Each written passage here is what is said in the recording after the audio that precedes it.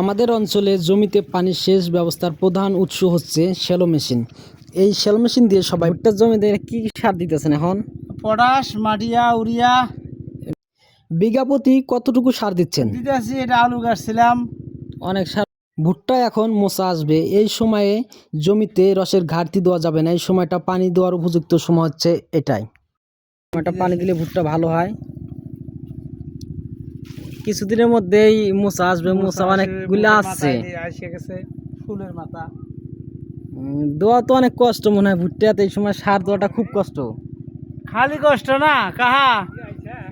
হ্যাঁ, আপনি কি করলেন এখানে? ওখানে বাদাম বাদাম চাষ করবেন যে লাইলেন? বাদাম চাষ করলাম। এখন বাদাম গাড়মু। বাদাম গাড়েন না এখনো? না না, গাড়ি নেই, গাড়মু। এই আলুর পর তো বাদাম লাগে, আলু তোলার পর সবাই বাদাম নিয়ে ব্যস্ত। এই রোজা থেকে এই ভুট্টাতে যে সার দেওয়া খুব কষ্ট, এমনিতে কষ্ট আর রোজা আছে, প্রচুর কষ্ট ভুট্টাতে সার দেওয়া।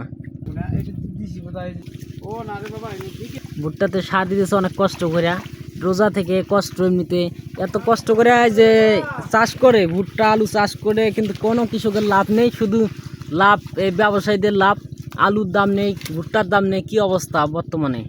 কৃষকরা এত শ্রম করে, এত পরিশ্রম করে, যে এত কষ্ট করে টাকা নষ্ট করতেছে এই ফসলের পিছে, কিন্তু লাভবান হতে পারছে না, খুব ক্ষতি।